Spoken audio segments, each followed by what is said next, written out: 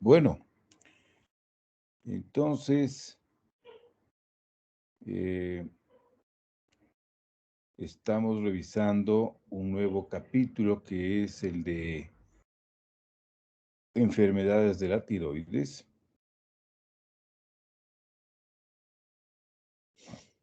Y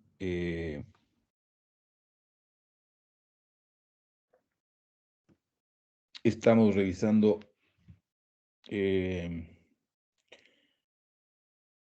algunos aspectos de la fisiología de la tiroides y ahora vamos a revisar de qué forma podemos evaluar cómo está funcionando la tiroides a través del examen físico, a través de pruebas de laboratorio y a través de estudios de imagen. Eso es lo que vamos a ver en esta clase. Es una clase importante esta. La valoración de la tiroides comienza por una buena exploración física de la glándula. Ustedes le pueden explorar a la glándula de dos formas. Se pueden poner al frente del paciente, pedirle que extienda un poquito el cuello, decirle que trague y poner atención a esta zona que está aquí, ¿no es cierto? Justo por encima de la horquilla esternal, ¿no es cierto? Ese es el lecho tiroideo. Fíjense, estos son los músculos esternocleidomastoideos, este es el cuello de un varón, y la tiroides está a cada lado de la tráquea. En personas que tienen la tiroides grande, ya se le puede observar a la glándula cómo sube y baja con la deglución, ¿no es cierto? Y cuando la glándula se le ve cómo sube y baja con el cuello en posición normal, entonces eso quiere decir inclusive que la glándula está un poco más agrandada, ¿no?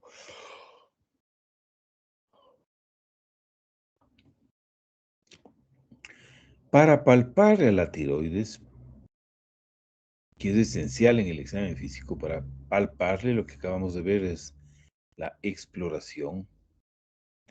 Para palparle tenemos que encontrar primero el cartílago tiroides, que es en los varones, es lo que se llama la manzana de Adán, que es un anillo cartilaginoso que en los varones crece mucho más que en las mujeres, ¿no es cierto?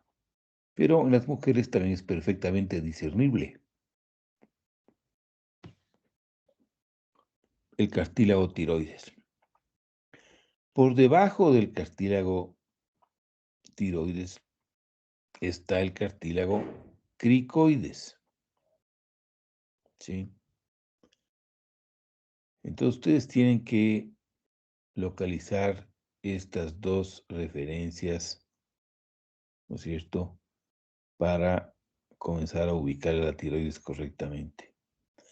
De paso, les comento que cuando se hacen traqueostomías, este espacio que hay entre el cartílago tiroides y cricoides del espacio que se escoge para hacer la incisión y meter una cánula en la tráquea, ¿no? Este espacio entre el cartílago tiroides y cricoides. Entonces, la tiroides está justo por debajo del cartílago cricoides, ¿no es cierto? Uno puede, si sigue la línea media de la tráquea, eventualmente va a encontrar una banda de tejido tiroideo que es el istmo, ¿no es cierto?, que une los dos, el tercio inferior de la tiroides de ambos lados. Ya se puede palpar el istmo Y del istmo se van ustedes hacia un costado con los dedos, el índice y el anular, son los dedos con los que se palpa la tiroides. Y uno le siente a la glándula. Lo normal es sentirle con las justas de la tiroides. Cuando se le palpa perfectamente, eso puede ya indicar que la glándula está medio grande, ¿no es cierto? Entonces, localizada la glándula y palpada la glándula, ¿no es cierto? Le podemos decir al paciente que trague para comprobar que lo que estamos pagando es la tiroides, ¿no? La tiroides normalmente sube y baja con la deglución, con la deglución.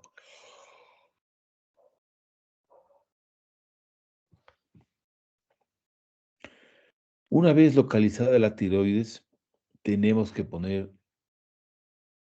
atención a estos 4 aspectos, fíjense. TCNS. Primero, tratar de hacer una estimación del tamaño, ¿sí? Del tamaño. Una glándula normal más o menos pesa entre 15 y 20 gramos. 15 y 20 gramos, ¿sí? Entonces, si ustedes adquieren el hábito de palpar la tiroides a los pacientes durante sus prácticas como parte de un examen físico, se van a ir familiarizando con el tamaño normal de la tiroides. Y cuando encuentren una tiroides más grande, ya más o menos ustedes podrían calcular cuántas veces más grande creen ustedes que tiene esta tiroides. Y así se puede aproximar al tamaño real, ¿no es cierto? Al tamaño real. Si sabemos que el tamaño normal es 20 gramos, ¿no es decir, una glándula que está a nuestro juicio el doble de grande, entonces más o menos podría ser que esté pesando 40 gramos, ¿no?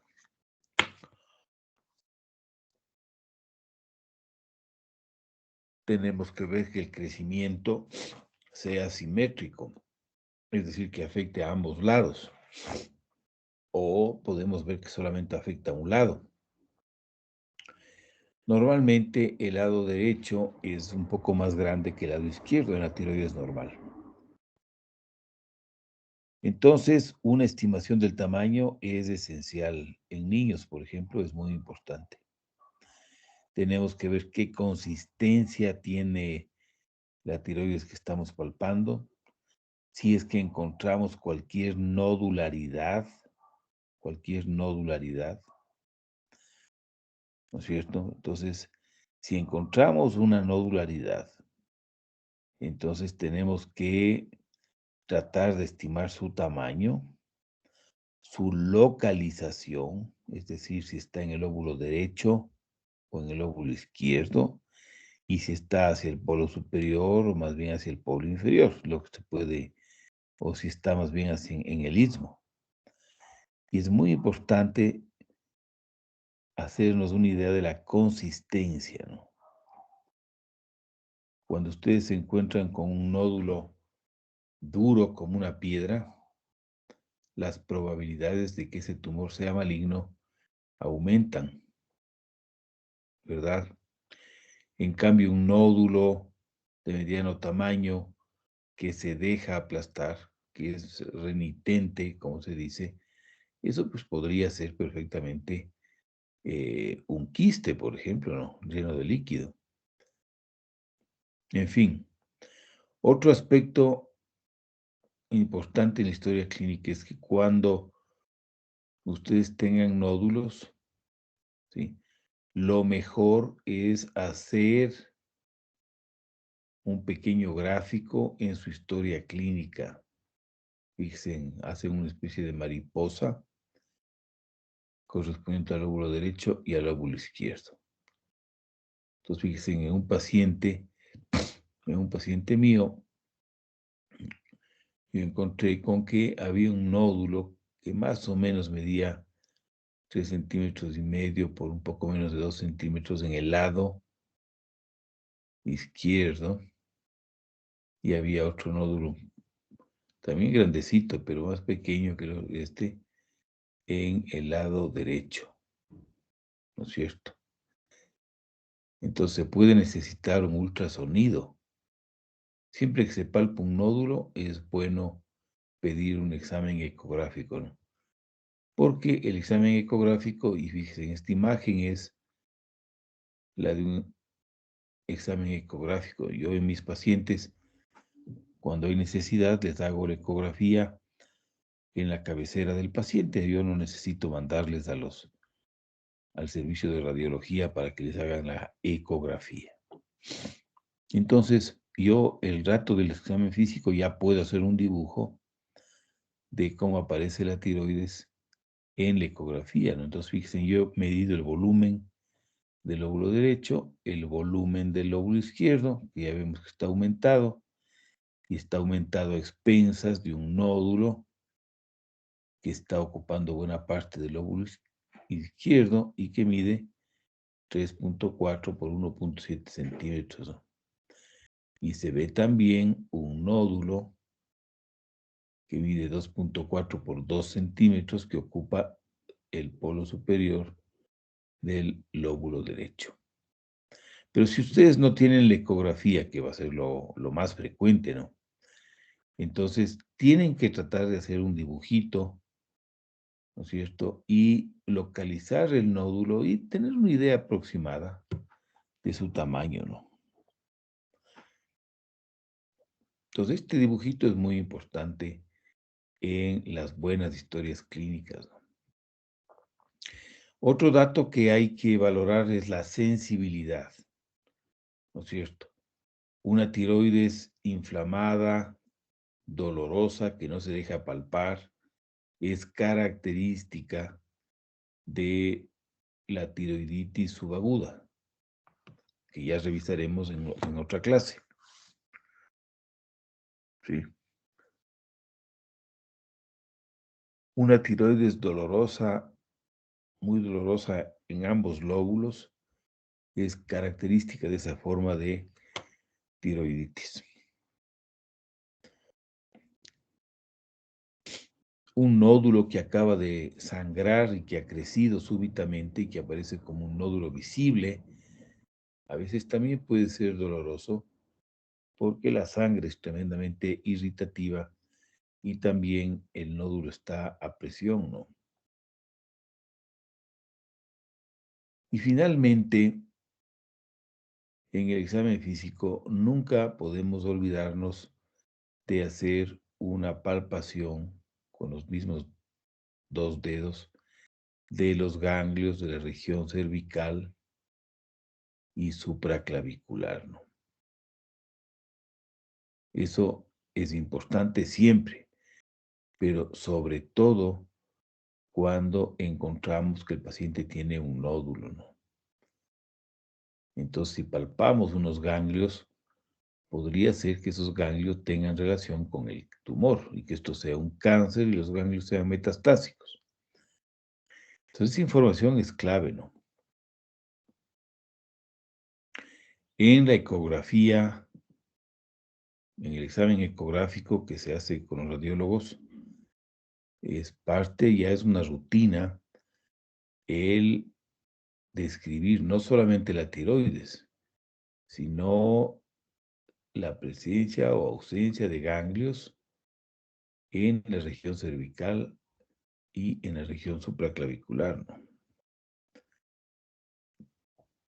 Hay otra forma de palpar la tiroides que consiste en ponerse detrás del paciente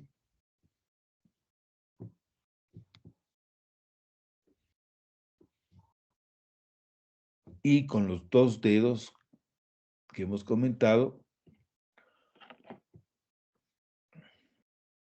situar los dedos aquí, ¿no es cierto? Y pedirle al paciente que trague y desplazarnos con la mano, con los dedos en esta zona, ¿no? Nosotros estamos por atrás. Yo rara vez hago eso. He visto expertos que nunca hacen, pero es una forma de exploración de la tiroides que parece que facilita bastante la palpación de nódulos tiroideos, ¿sí? Cuando el explorador se pone por detrás de la persona.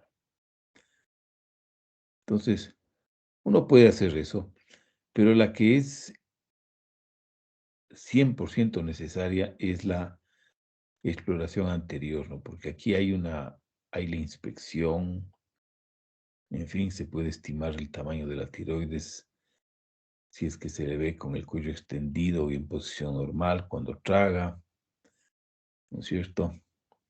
En fin.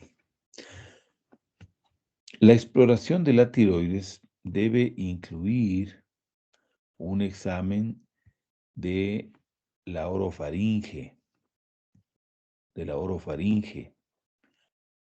Rara vez uno se puede topar con lo que se llama una tiroides lingual, fíjense. Ustedes saben que la tiroides se desarrolla inicialmente en la base de la lengua y de ahí baja a través del conducto tirogloso hasta su posición definitiva en la base del cuello. Pero hay casos en los que, por alguna razón, esta tiroides no llegó a bajar y entonces aparece como como una masa bien vascularizada, durita, que se encuentra en la base de la lengua. Esta es una tiroides lingual, ¿no? Si ustedes quieren estar seguros de eso, entonces le pueden hacer una gammagrafía con yodo radioactivo, ¿no es cierto? Y al día siguiente le ponen el escáner en esta zona y van a ver que esto capta yodo radioactivo, ¿no? Confirmando el diagnóstico. Otro hallazgo que hay que poner atención y que puede estar relacionado con el tema de la tiroides es son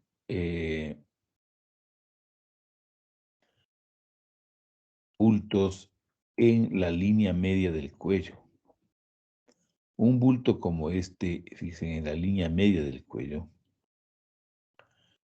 con frecuencia es un quiste del conducto tirogloso, ¿no es cierto? Normalmente, una vez que la glándula tiroidea ha bajado a su posición normal, ese quiste se va cerrando, pero a veces quedan espacios con luz, ¿no es cierto? Y entonces eso a veces incluso se puede llenar con un poco de líquido y se torna patente al examen, ¿no? Entonces, siempre que tengan una lesión, un bulto en la línea media, una bolita en la línea media, que puede ser, este es bastante grande, ¿no? Hay algunos que son más pequeños. Entonces, siempre que tengan un bulto en la línea media, tienen que hacer que el paciente saque la lengua. Cuando el bulto se mueve para arriba, cuando el paciente saca la lengua, y baja cuando el paciente mete la lengua, eso habla de que este es un quiste del conducto tirogloso. Esa es una maniobra típica en la valoración de los quistes de la tiroides, ¿no? Cuando son quistes que no tienen nada que ver con el conducto tirogloso, cuando el paciente saca la lengua, pues no pasa nada.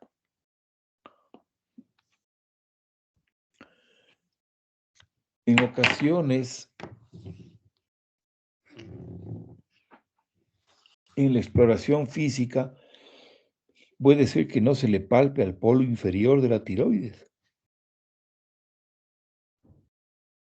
lo que nos debe llevar a pensar que quizás se trata de un bocio retroesternal, de algún crecimiento por detrás del esterno y que se introduce en el tórax. ¿No es cierto? En otras ocasiones, los pacientes tienen a la inspección, como en este caso, un bocio evidente, ¿no? Y podría ser que si no palpamos bien los bordes inferiores, podría ser que este bocio se esté metiendo a través del espacio retroesternal al tórax, ¿no es cierto? Cuando eso pasa, nosotros podemos conocer eso haciendo la maniobra de Pemberton, ¿no es cierto? Que consiste en decirle al paciente que levante los brazos. Cuando el paciente levanta los brazos, ¿no es cierto? Si este bocio se está metiendo dentro del tórax a través del espacio retroesternal, puede dificultar el retorno venoso por las venas cavas y la paciente se vuelve congestiva. Dice, esta es una maniobra. Este es el signo de Pemberton, cuando la paciente se vuelve colorada al levantar las manos, ¿no? Eso indica que este tumor se mete en el espacio retroesternal. Fíjense, esta es la tomografía de este bocio de esta señora, ¿no? Pues esta maniobra le hace que el bocio se meta más en el tórax y obstruye el retorno venoso. Fíjense, este es el caso de una paciente mía que extendió un poquito el cuello para ver el bocio. Tenía un bocio no tan grande como el de la señora anterior, pero este es un bocio más o menos importante, ¿no? Aquí le pueden ver mejor. Todo esto es un bocio.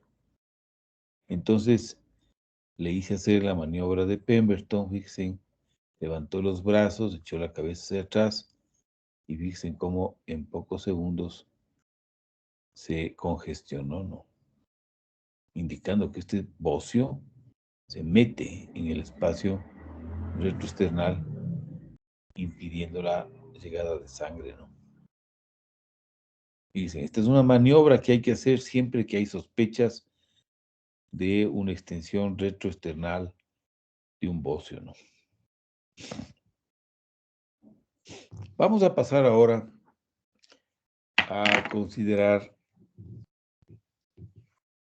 las diferentes pruebas de laboratorio que tenemos para la evaluación de la función de la tiroides. Probablemente la prueba más importante en la evaluación de la tiroides sea la TSH, ¿no?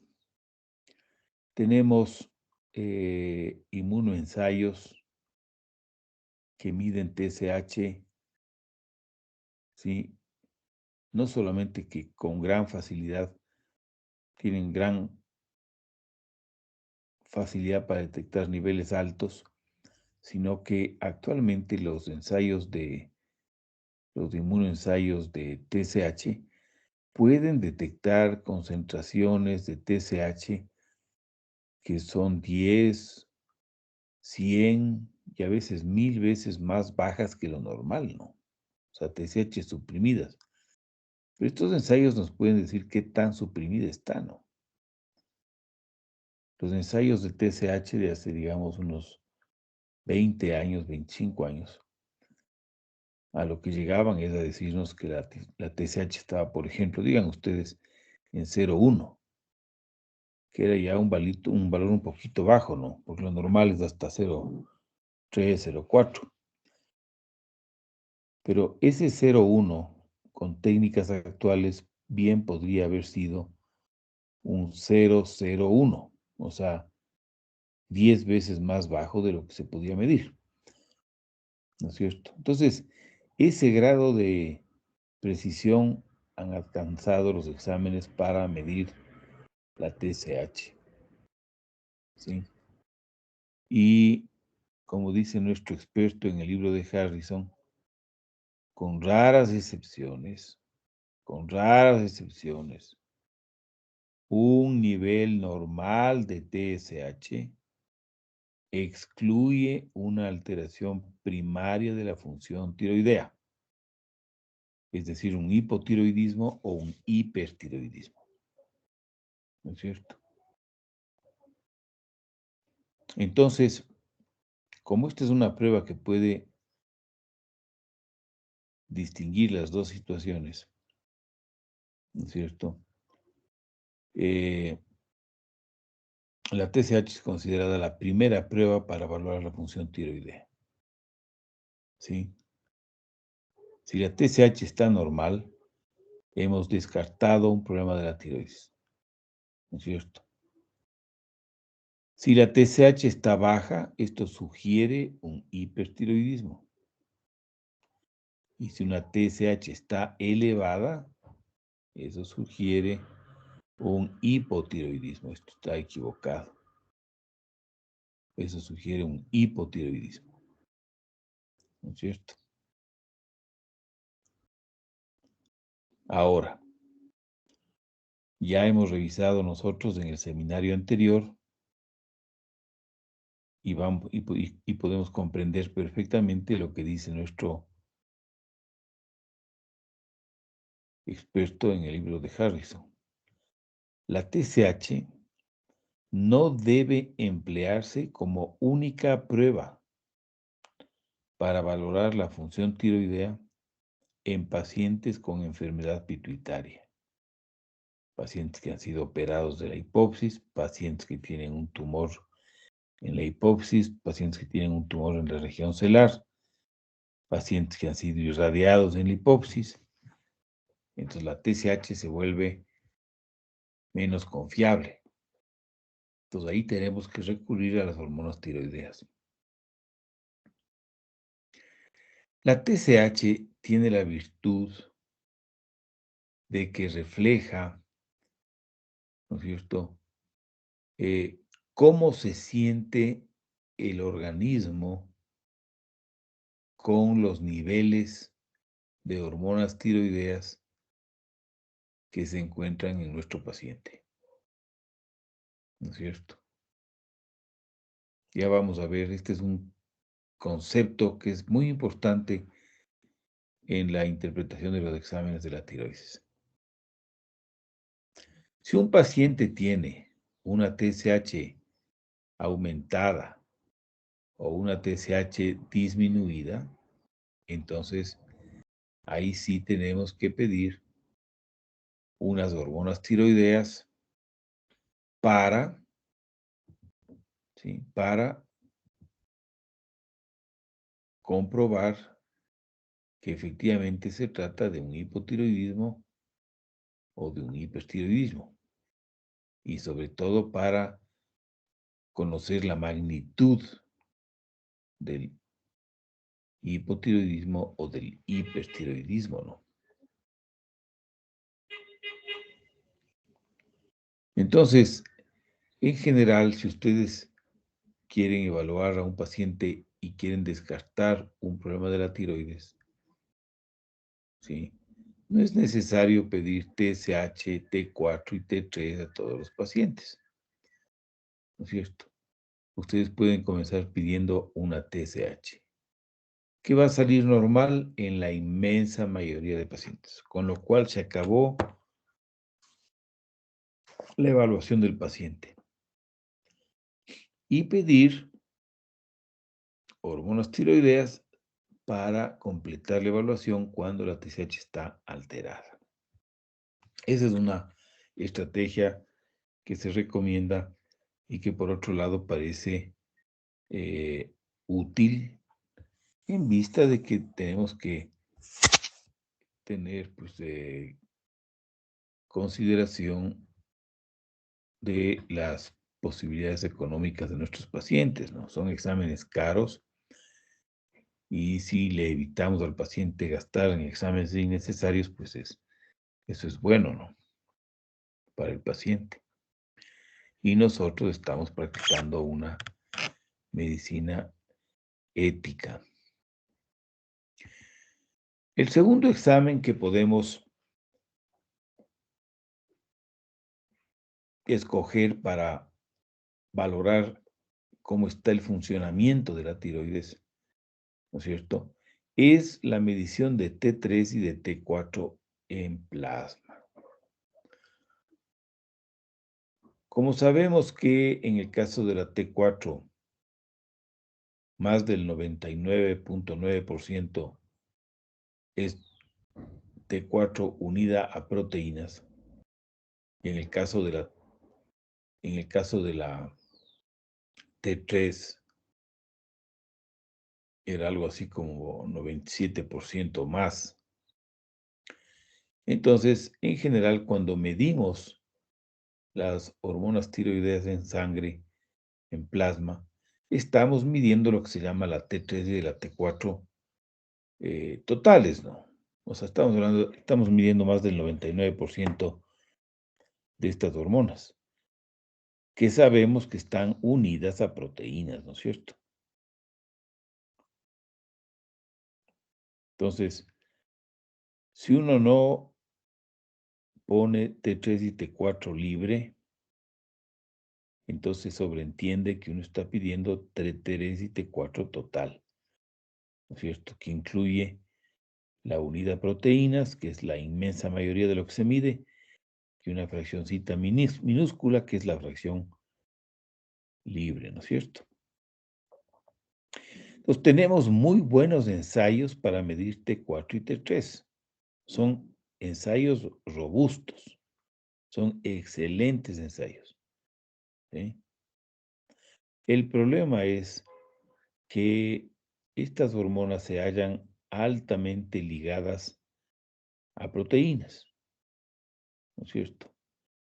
Y que cuando hay alteraciones en la concentración de estas proteínas, se altera la concentración de T3 y de T4. Esto es algo que vimos en la clase pasada. Entonces son casos en los que se puede alterar la concentración de T4 y de T3 sin que el paciente tenga una alteración de la función tiroidea. Es decir, son casos de falsos positivos, ¿no es cierto? O de falsos negativos para problemas de la tiroides, ¿no? Ya revisamos esto, pero nunca está de más repetir. Una T4 aumentada, una T4 total aumentada, se puede ver cuando hay aumento de TBG, ¿no es cierto? Lo que es típico del embarazo, de los anticonceptivos orales, ojo con esto, la terapia hormonal de reemplazo, el tamoxifen y varios moduladores del receptor moduladores selectivos del receptor de estrógenos y también en las hepatopatías inflamatorias, ¿cierto? T4 aumentado. El paciente está eutiroideo. La T4 disminuida ocurre también cuando hay disminución de TBG. Los andrógenos producen eso, el síndrome nefrótico produce eso. Y para complicar más las cosas, hay drogas que interfieren con la unión de T4 y T3 a las proteínas. Por ejemplo, la fenitoína, la carbamazepina, medicamentos antiepilépticos, los salicilatos y los AINES. Fíjense.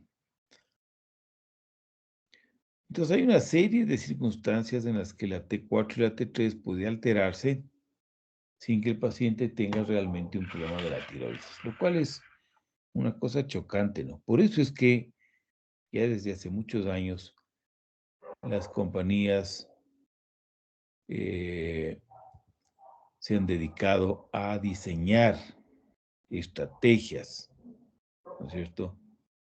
Estrategias para medir exclusivamente la fracción libre, ¿no es cierto?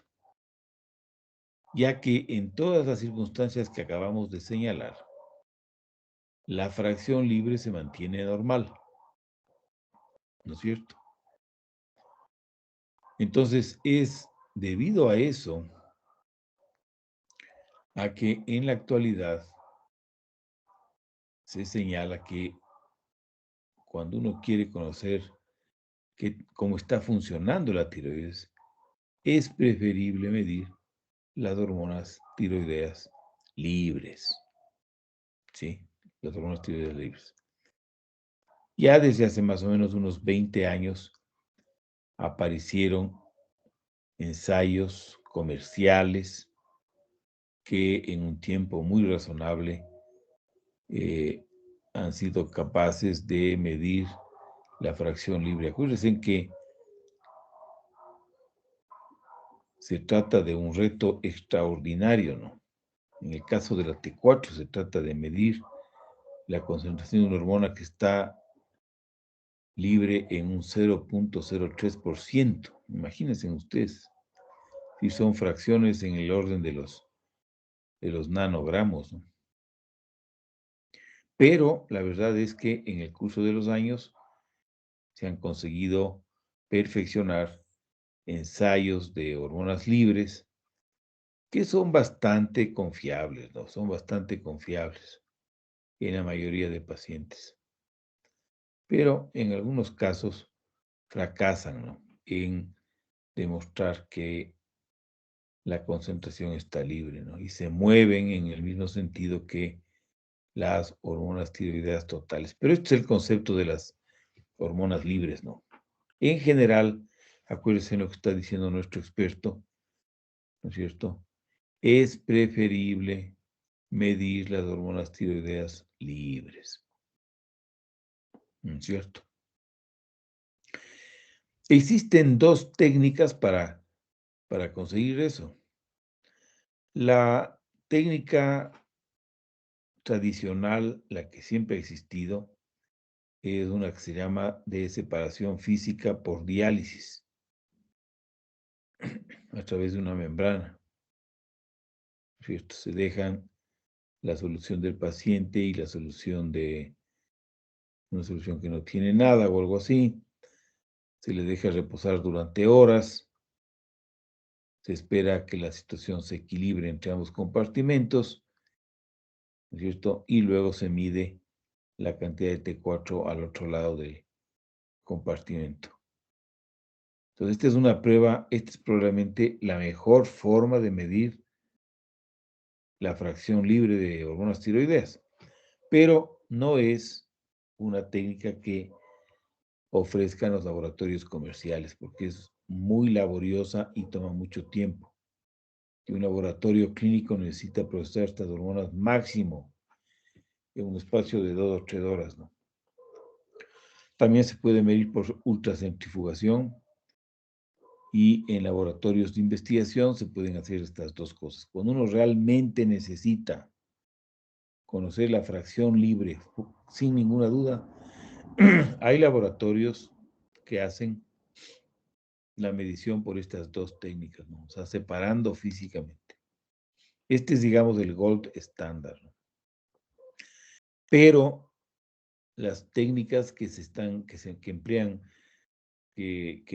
la inmensa mayoría de productos comerciales y que utilizan los laboratorios comerciales es una técnica en la que la T4 libre del paciente compite con una T4 marcada con radioactividad, ¿sí?, o con un análogo de la T4, compite, les decía, por la unión a un anticuerpo que se encuentra en fase sólida, es decir, fijo en el tubo de ensayo, ¿no es cierto? Entonces, nuestro experto en el libro de Harrison señala que las pruebas que tenemos ahora para medir T3 y T4 libre lo hacen razonablemente bien. No serán perfectas, pero lo hacen razonablemente bien, ¿no? Lo hacen razonablemente bien. Para los que todavía no alcanzan a comprender el tema del impacto que pueden tener las alteraciones en las concentraciones de las hormonas transportadoras, de las concentraciones o en la afinidad, ¿no? Acuérdense que hay algunos desórdenes hereditarios en los que lo que sucede es que la mutación hace que la proteína transportadora tenga más afinidad por la hormona. Entonces capta un porcentaje mayor que lo normal. ¿No es cierto? Pero en la mayoría de casos aumenta o disminuye la concentración de TBG. Entonces, para que comprendan mejor, les he elaborado este gráfico, ¿no es cierto?, en el que en este círculo se ilustra la cantidad de tiroxina en el plasma de un paciente y aquí se encuentra la cantidad de T4 libre en verde. Entonces, en azul, la T4 total, ¿no es cierto?, que depende de la cantidad de T4 y de la cantidad de TBG y la T4 libre. Cuando hay un aumento de TBG, por ejemplo, en el embarazo, aumenta la T4 total. Fíjense, comparado con este círculo, esto es más grande. Aumenta la T4 total. Pero, como el sistema es capaz de ajustarse, ¿no es cierto?, la tiroides trabaja un poquito más durante un tiempo hasta que las concentraciones de T4 libre se normalizan. De modo que finalmente la paciente embarazada tiene una T4 libre normal. Fíjense. ¿Qué pasa cuando hay un síndrome nefrótico? Baja la TBG, disminuye la cantidad de T4 unida a proteínas y entonces el examen de T4 total nos va a indicar que la T4 total está baja. ¿Está el paciente hipotiroideo? Pues no, porque fíjense, la T4 libre se mantiene normal. ¿No es cierto? Entonces, esta es la importancia de los exámenes de T4 libre y T3 libre, ¿no? Ahora, por supuesto que un aumento de la T4 total puede deberse a un hipertiroidismo, pero como es lógico, no solo aumento de TBG, puede ser que haya un aumento de la cantidad auténtica de T4, ¿no es cierto? Pero en ese caso, la T4 libre también va a estar aumentada. Fíjense, también va a estar aumentada. Y en el hipotiroidismo, por supuesto, una disminución de la T4 es típico del hipotiroidismo, ¿no es cierto? Pero en este caso, a diferencia de la disminución de proteínas transportadoras, la concentración de T4 libre también va a estar baja, ¿no es cierto? Entonces, fíjense, esa es la importancia de las hormonas. Luego tenemos pruebas de laboratorio que se utilizan para conocer la etiología, la causa de una disfunción tiroidea. Entonces tenemos algunos exámenes, pero los más importantes son los anticuerpos antiperoxidasa tiroidea y los anticuerpos antitiroglobulina.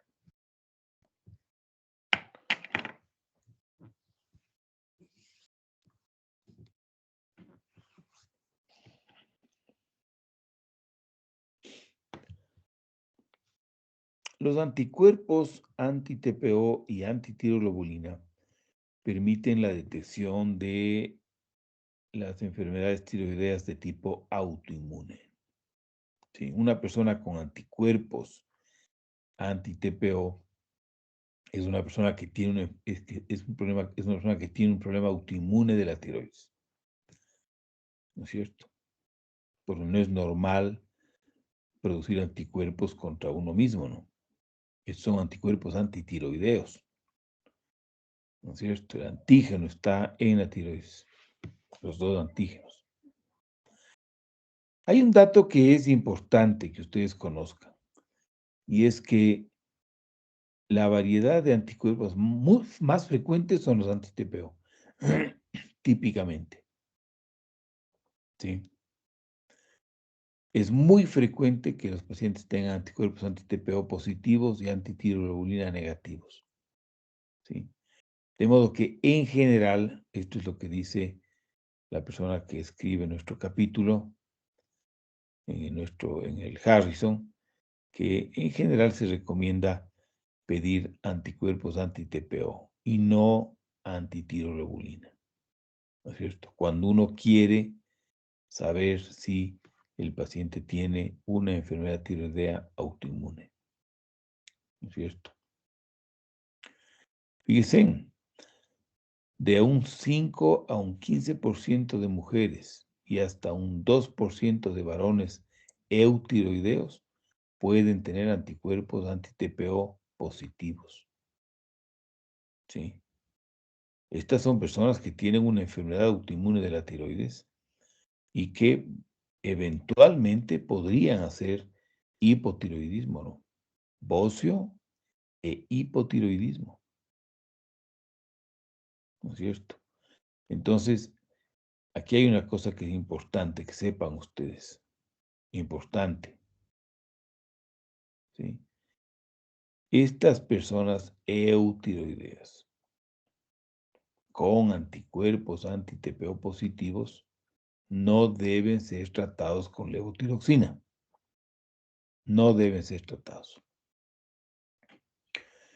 Lo que se debe hacer con estos pacientes es evaluarles cada año con una TSH, porque algunos de ellos van a progresar a hipotiroidismo franco y rara vez alguno a hipertiroidismo, ¿no es cierto? Pero nunca se trata a los anticuerpos anti-TPO, se trata las alteraciones hormonales que reflejan una disfunción de la tiroides. Una vez que un paciente tiene anticuerpos anti-TPO, no hace falta volver a medir nunca más esos anticuerpos, porque van a estar presentes durante toda la vida del paciente. Casi todos los pacientes con hipotiroidismo autoinmune y aproximadamente el 80% de pacientes con enfermedad de Graves, es decir, con hipertiroidismo autoinmune, tienen anticuerpos anti-TPO positivos.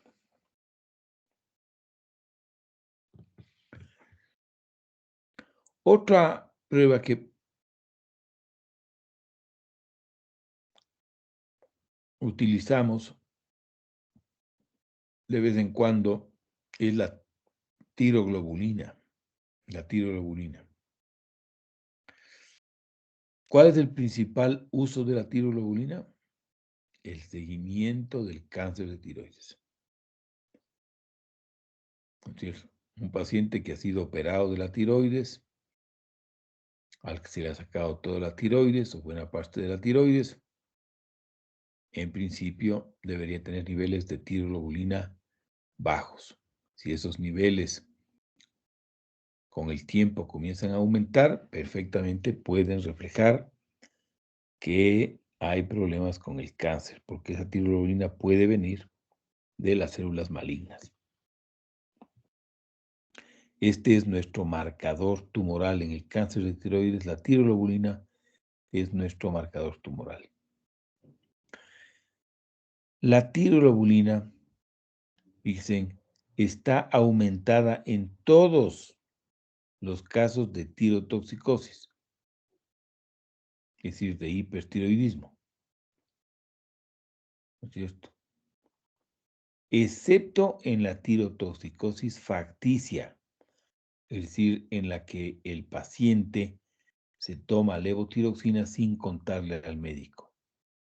Son pacientes psiquiátricos o personas que están tratando de bajar de peso y les han recetado algún producto que tiene hormonas tiroideas, ¿no es cierto? Entonces, esa es la tirotoxicosis facticia. En estos casos, como la TSH está suprimida por la retroalimentación que hace la levotiroxina que el paciente se toma, la tiroides entra en reposo y como consecuencia la tiroglobulina está normal o baja.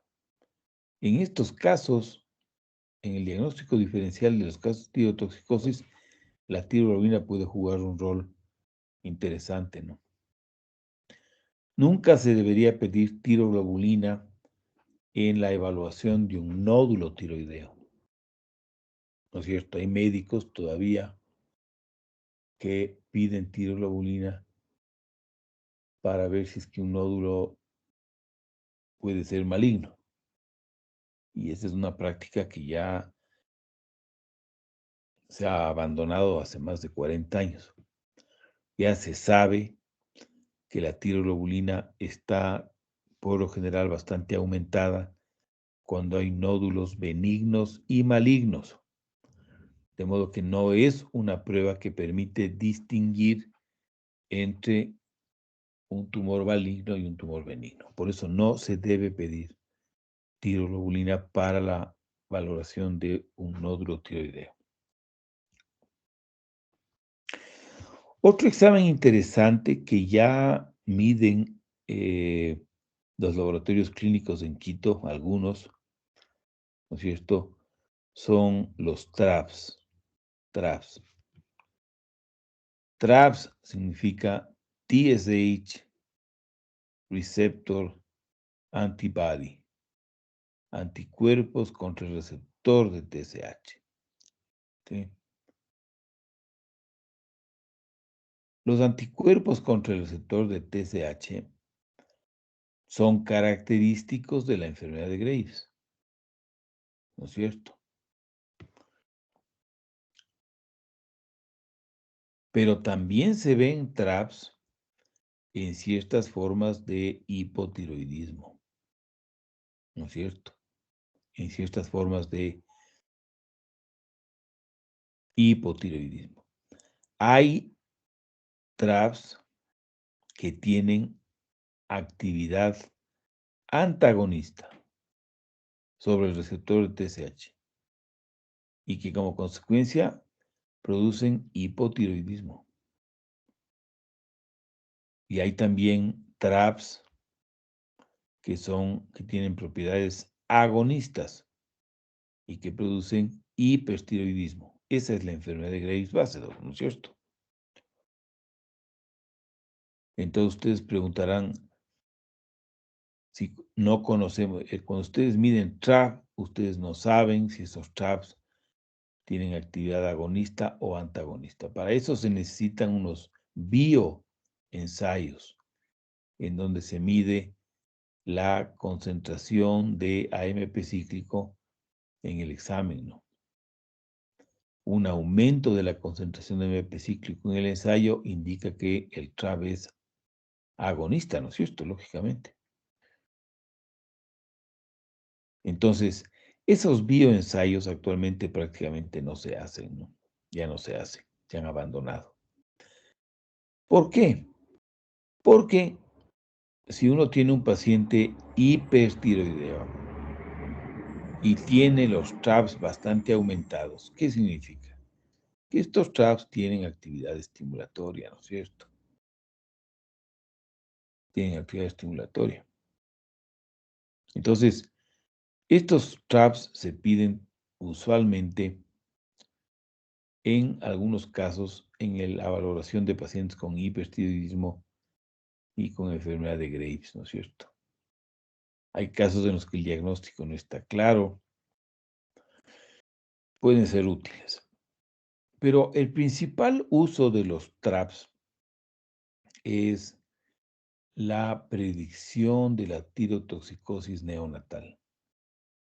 Las mujeres que tienen enfermedad de Graves y no necesitan tener la enfermedad activa. Hay personas, digan ustedes, hay mujeres que a los 20 años les dieron yodo radioactivo, les destruyeron la tiroides, se curaron del hipertiroidismo, inclusive ahora toman levotiroxina, pero tienen estos anticuerpos TRAPs, ¿no es cierto?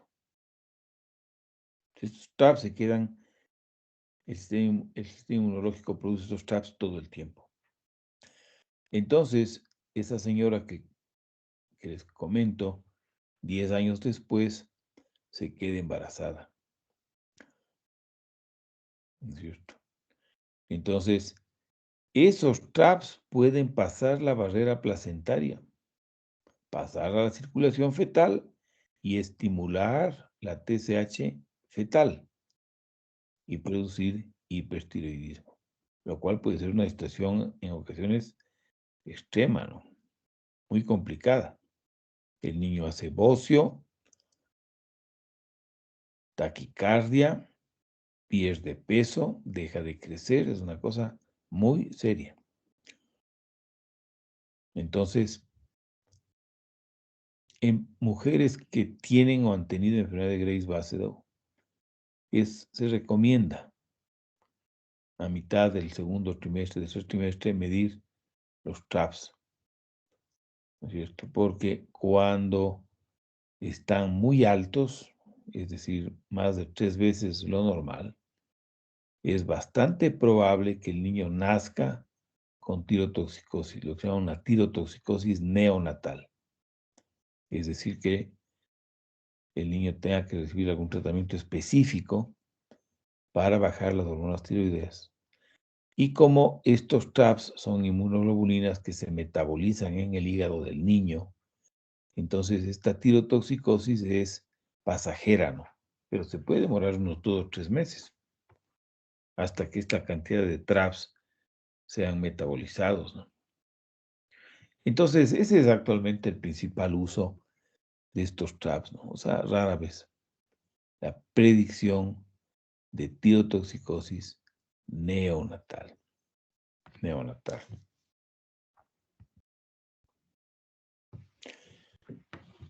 Y finalmente, vamos a ver estudios de imagen. Estudio de imagen. Aquí tenemos primero los exámenes, ¿no es cierto?, que usan la propiedad que tienen las células tiroideas de captar activamente el yodo plasmático contra una gradiente de concentración a través de esta proteína espectacular que es el NIS, el Synporter de sodio-yodo, ¿no es cierto?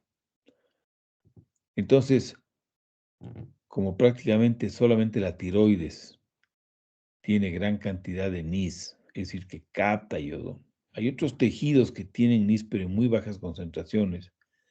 Por ejemplo, las glándulas parótidas parece que tienen un poquito esta capacidad. Pero en fin, la tiroides es la que tiene más cantidad de NIS. Entonces, si nosotros le damos una dosis de yodo radioactivo a un paciente, una dosis diagnóstica, que suele ser 100 o 1000 veces más baja que una dosis terapéutica, podemos hacer dos cosas. Primero, podemos estimar la captación del yodo radioactivo en 24 horas, que es un reflejo de la actividad del bocio, ¿no? Pero no del bocio, perdón, eso. Es un estimado de la actividad de la glándula, ¿no? ¿No es cierto? Entonces, digan ustedes que al paciente el día cero le dan una dosis de yodo radioactivo que tiene, por decir algo, digan ustedes 20,000 cuentas por minuto. Y al día siguiente le vuelven a medir con la gamma cámara el número de cuentas que se han depositado en la tiroides. Y digamos que salgan 5,000 cuentas por minuto. ¿Cuál sería la captación porcentual de yodo radioactivo en ese paciente? Pues viene a ser la cuarta parte de las 20,000 que le dimos. Entonces, ese paciente tiene una captación del 20%. Normalmente, las tiroides, como ya vimos, en áreas en las que no hay deficiencia de yodo, ¿no es cierto? Las tiroides funcionan entre un 15 y un 20% en términos de captación de yodo radioactivo en 24 horas. ¿no es cierto? Cuando la glándula hiperfunciona, como en el caso de la enfermedad de Graves-Basedow que acabamos de ver, la glándula no solamente que aumenta de tamaño, sino que también trabaja demasiado, ¿no? Entonces capta activamente el yodo, más que lo normal. Entonces, usualmente los pacientes con enfermedad de Graves tienen captaciones por encima del 25%, ¿no? Fíjense, por ejemplo, esta es una paciente que tenía una captación del 67%, ¿no es cierto? Ahora, cuando uno estima la captación de yodo radioactivo en 24 horas, tiene que tener mucho cuidado en extrapolar eso a la función de la tiroides, ¿no es cierto? Porque, como ya vimos,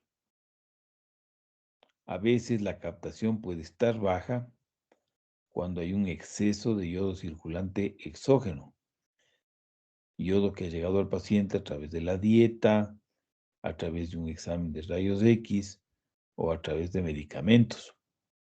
Entonces, en estos casos, ¿no es cierto?, se produce una disminución drástica del NIS por un mecanismo de adaptación y la captación de yodo radioactivo puede bajar bastante, ¿no es cierto?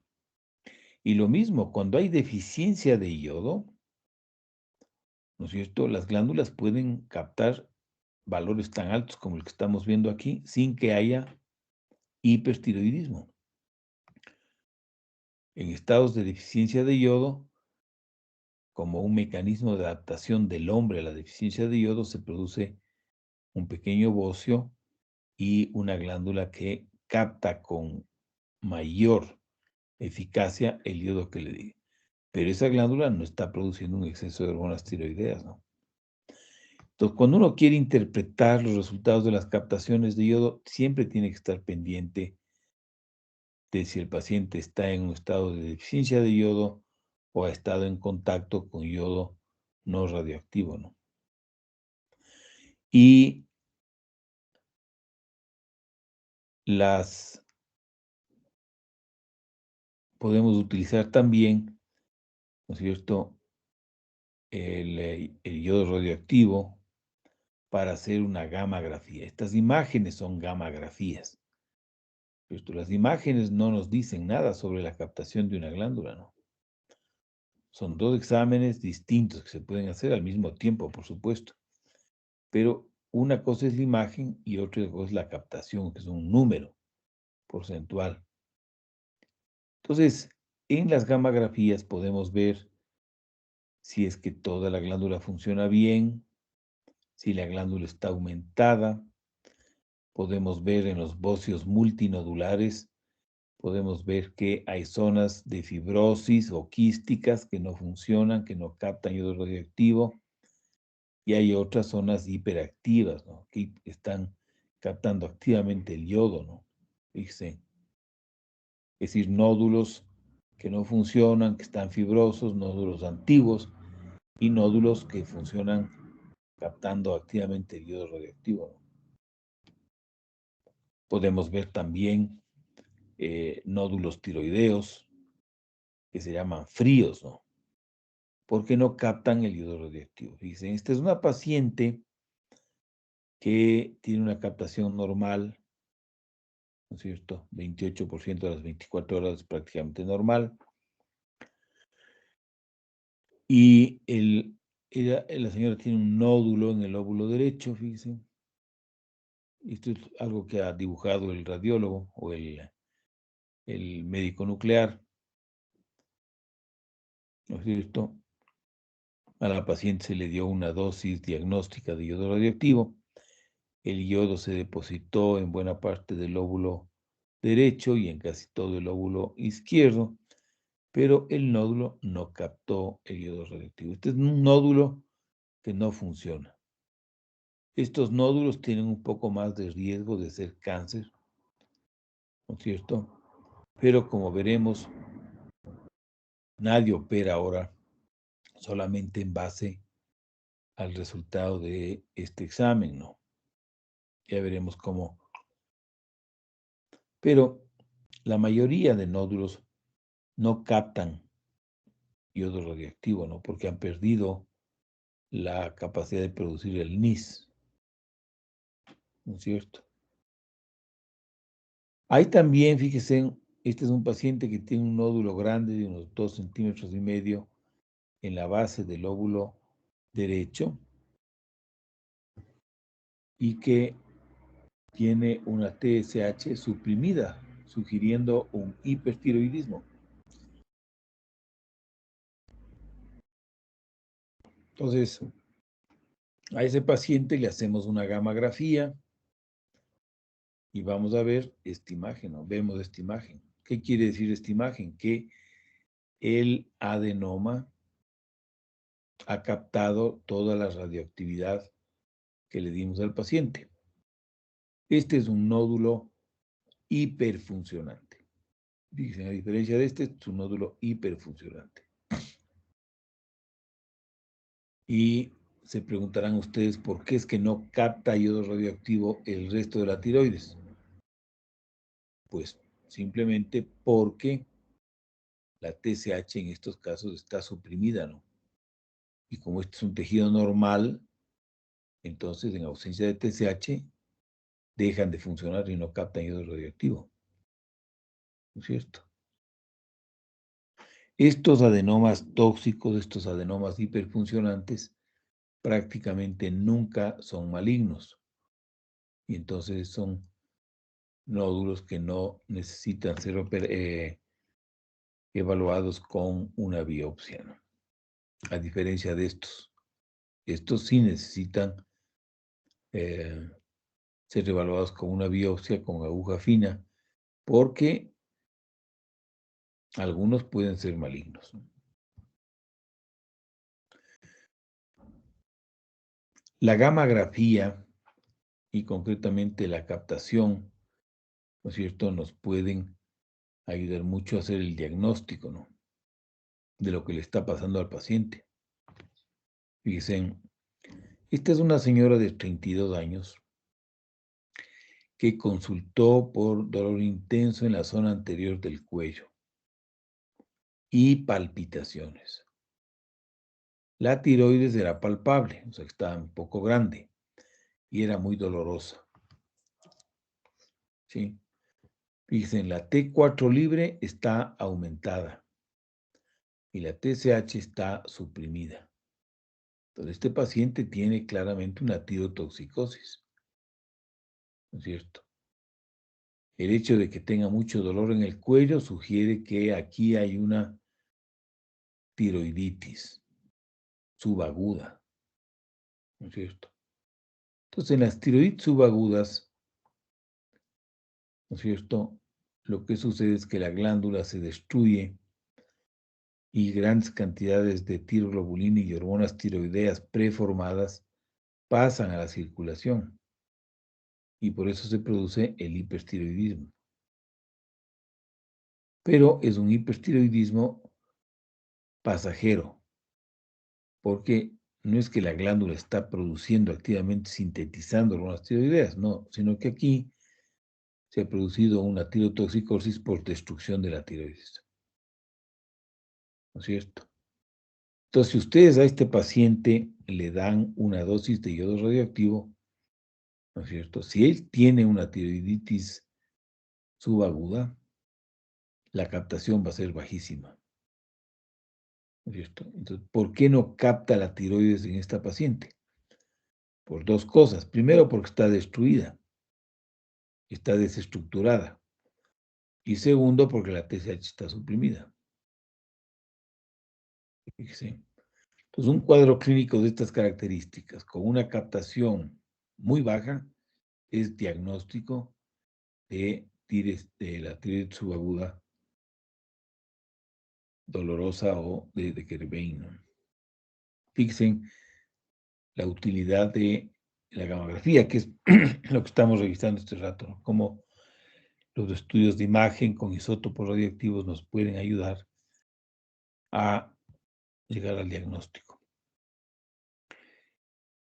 El iodo radioactivo también se puede utilizar en el seguimiento del cáncer de tiroides, ¿no? Fíjense, en esta paciente se le hizo una gamografía luego de administrarle una dosis diagnóstica de iodo radioactivo.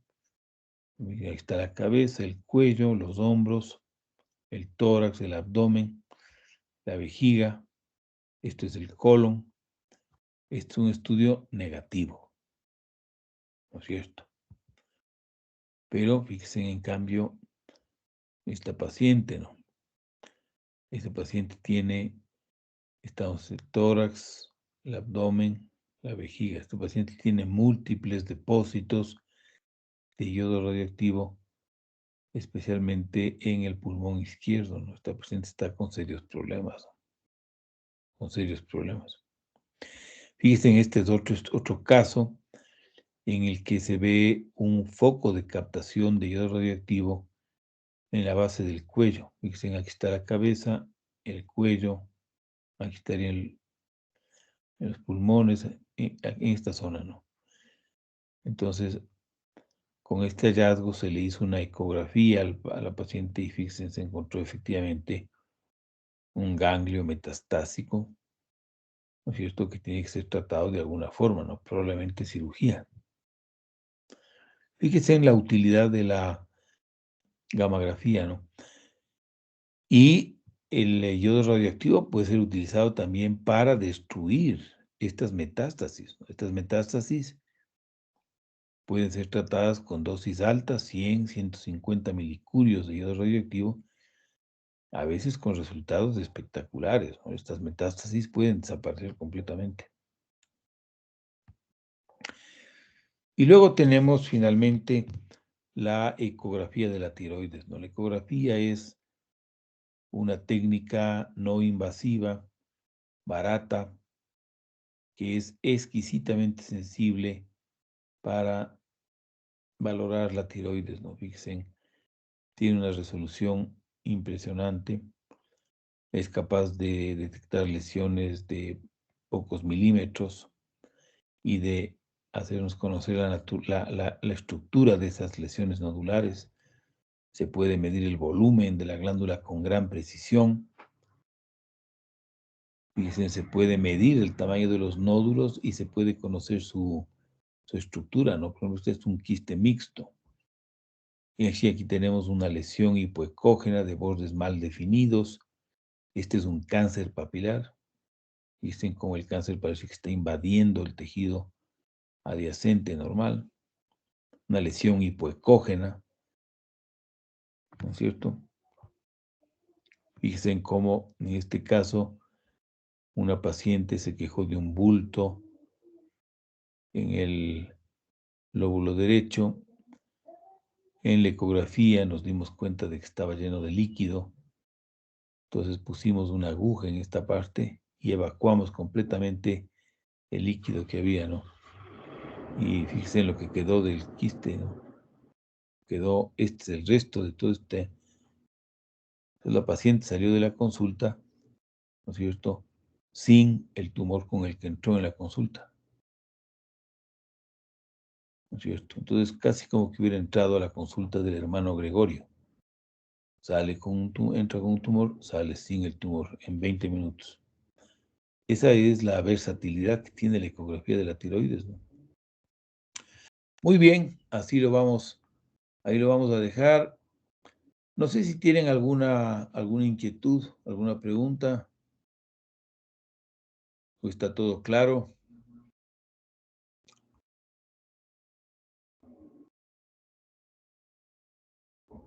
Creo que no hay dudas, Doc. Todo quedó bastante claro. Bueno, por si acaso, ¿conocen ya la fecha del examen? ¿El sábado a qué hora es el examen? Sí, Doc, nosotros habíamos conversado, dijimos el sábado 12 a las 8 p.m., pero revisé la plataforma y me parece que ya está programada para las 9 p.m. hasta las 10:15. No, eso se puede cambiar. Listo, Doc. A ¿A qué las hora? 8 estaría bien. Perfecto, entonces quedamos para el sábado a las 8. Sí, Doc. Bueno, si no hay novedades, entonces nos vemos el próximo viernes y estarán atentos que puede haber alguna